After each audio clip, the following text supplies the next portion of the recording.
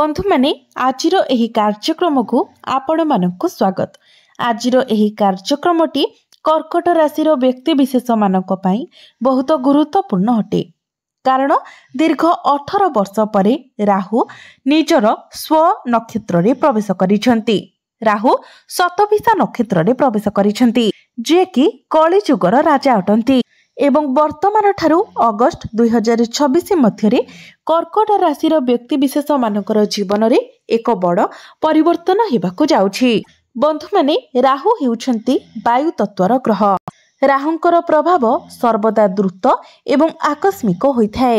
एहा व्यतीत राहु जड़े व्यक्तिर जीवन रे दुई प्रकारर झड़ आनी थांती। गोटिए हेउछि से आपणकर समस्त समस्या को दूर करिदेबे एवं आपणकु रंकरु राजा मध्य करिदेबे।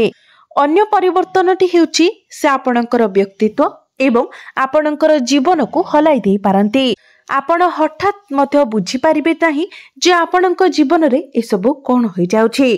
तेबे आजिर हे भिडियो रे आमे माने आलोचना करिबा जे वर्तमान ठारू अगस्त 2026 मध्य राहु आपणको केउ सब फलाफल प्रदान करबाको जाउछंती। सेथि पई आपण माने वीडियोटी को स्किप न करी शेष पर्यंत निश्चय देखंतु एवं वीडियोटी को लाइक करी चैनलटी को सब्सक्राइब करि दियंतु। कमेंट बॉक्स रे भक्ति एवं श्रद्धार सहित जय श्री जगन्नाथ निश्चय लिखंतु।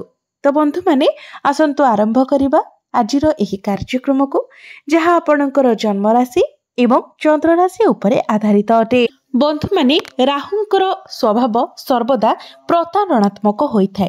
तो आपण जदि राहुंकर स्वभाव को बुझी जिवे तेबे से आपणको समस्त प्रकारर सफलता एवं सुजोग प्रदान करिवे। किंतु जदि आपण तांकर संकेत गुडी को बुझी पारिबे नाही तो राहु आपणकर समस्त प्राप्त जिनिस गुडी को मध्य आपणक ठारू छड़ाई नेबे।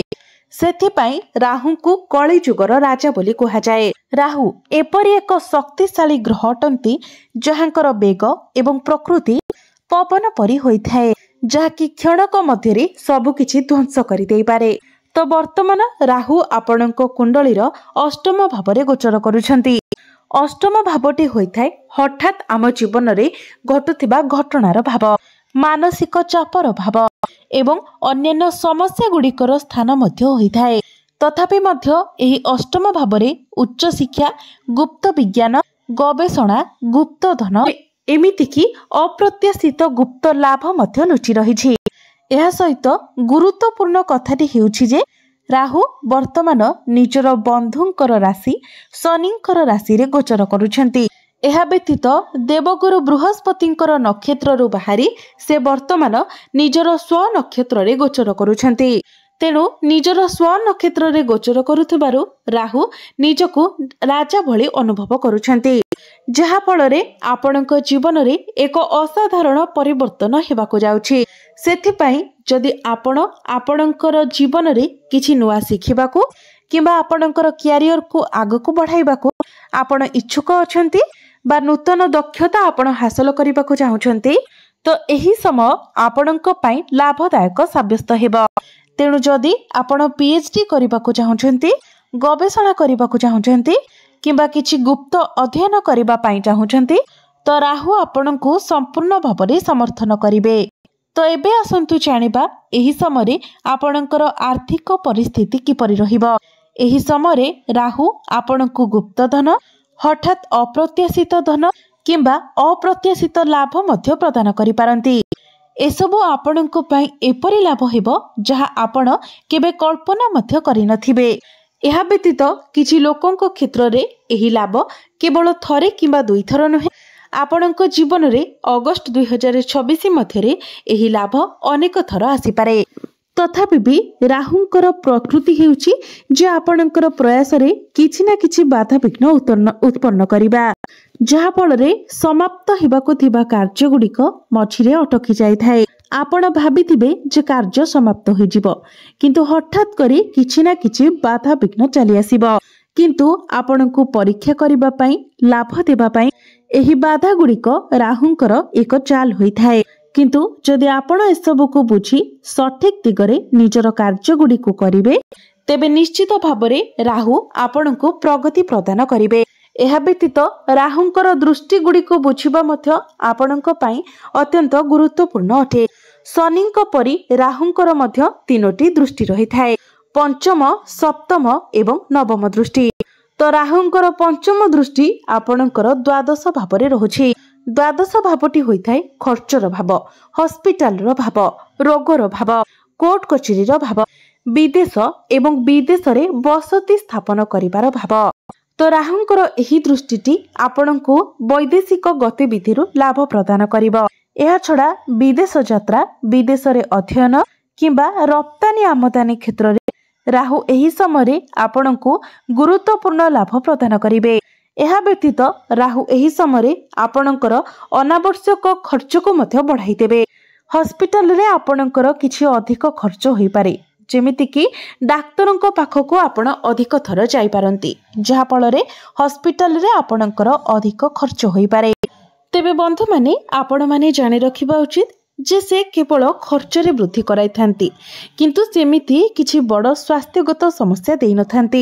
ତେଣୁ ଏହି ସମୟରେ ଆପଣ ନିଜର ଖାଦ୍ୟ ଏବଂ ଦୈନନ୍ଦିନ ଆପଣଙ୍କର ଶରୀରର ଯତ୍ନ ନିଅନ୍ତୁ। ପ୍ରତ୍ୟେକ ଦିନ ଯୋଗ, ବ୍ୟାୟାମ, ପ୍ରାଣାୟାମ ଇତ୍ୟାଦି କରନ୍ତୁ। ଯଦି ଆପଣ ନିଜର ସ୍ୱାସ୍ଥ୍ୟ ପ୍ରତି ଟିକେ ଧ୍ୟାନ ଦେଉଛନ୍ତି ତ ଆପଣଙ୍କର ପରିସ୍ଥିତିରେ ଉନ୍ନତି ଆସିବ। ସେହିପରି ରାହୁଙ୍କର ସପ୍ତମ ଦୃଷ୍ଟି ଏବେ ଆପଣଙ୍କର ଦ୍ୱିତୀୟ ଭାବ ଉପରେ ରହିଛି। ଦ୍ୱିତୀୟ ଭାବଟି ହୋଇଥାଏ ଧନର ଭାବ, ବାଣୀର ଭାବ, ପରିବାର, କୁଟୁମ୍ବର ଭାବ। ତ ଏଠାରେ ରାହୁ ଆପଣଙ୍କର ବାଣୀକୁ ବହୁତ ଅଧିକ ପ୍ରଭାବଶାଳୀ କରିଦେବେ। ଆପଣଙ୍କର ବାକ୍ ଶକ୍ତି ଏତେ ଭଲ ହୋଇଯିବ, ଆପଣଙ୍କର କମ୍ୟୁନିକେସନ ସ୍କିଲ୍ ଏତେ ଭଲ ହୋଇଯିବ ଯେ ଆପଣ ନିଜର ବାଣୀ ଦ୍ୱାରା ଅନେକ ସମସ୍ୟାକୁ ସମାଧାନ କରିଦେଇପାରିବେ।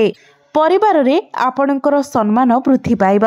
କିନ୍ତୁ ରାହୁଙ୍କର ସ୍ୱଭାବ ଏପରି ଯେ ସେ କୌଣସି ବି ପରିସ୍ଥିତିରେ ଆପଣଙ୍କୁ 100% ଶୁଭ ଫଳ ପ୍ରଦାନ କରିନଥାନ୍ତି। ସେ ସର୍ବଦା ମିଶ୍ରିତ ଫଳାଫଳ ହିଁ ଦେଇଥାନ୍ତି।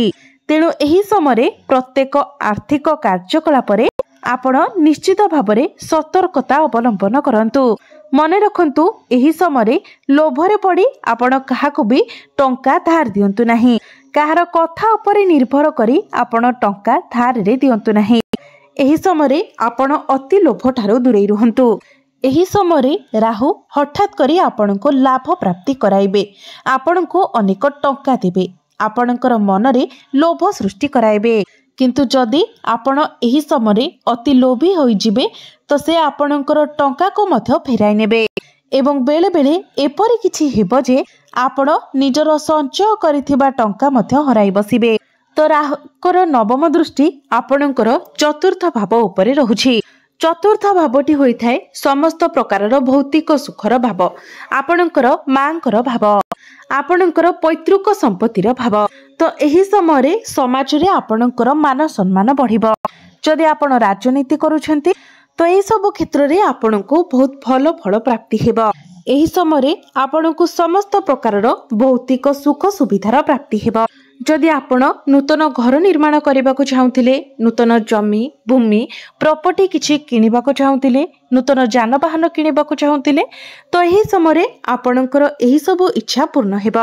କାରଣ ରାହୁ ଅତ୍ୟଧିକ ଖର୍ଚ୍ଚ କରାଇଥାନ୍ତି।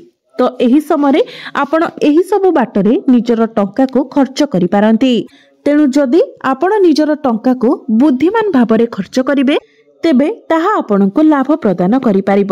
ନଚେତ୍ ଆପଣ ଯଦି ଟଙ୍କାକୁ ଠିକ୍ ଭାବରେ ବ୍ୟୟ ନ କରି ଆପଣ ଅଯଥା ବ୍ୟୟ କରନ୍ତି ତ ଏହା ଆପଣଙ୍କୁ କ୍ଷତିରେ ପକାଇବ। ଯଦି ପୂର୍ବରୁ ଆପଣଙ୍କର ମାଙ୍କର ସ୍ୱାସ୍ଥ୍ୟରେ କିଛି ସମସ୍ୟା ଥିଲା ତ ସେହି ସମସ୍ୟା ଦୂର ହୋଇଯିବ। ମନେ ରଖନ୍ତୁ, ଏହି ସମୟରେ ପୈତୃକ ସମ୍ପତ୍ତି ସମ୍ବନ୍ଧୀୟ କୌଣସି ମାମଲାରେ ଆପଣ ତରବର ହୁଅନ୍ତୁ ନାହିଁ। ଯଦି ଆପଣ କୌଣସି ପେପରରେ ସାଇନ୍ କରୁଛନ୍ତି ତା ପୂର୍ବରୁ ଶାନ୍ତ ମନରେ ଆପଣ ତାହାକୁ ପଢ଼ନ୍ତୁ ଏବଂ ତାପରେ ହିଁ ଆପଣ ସେଥିରେ ସିଗ୍ନେଚର କରନ୍ତୁ।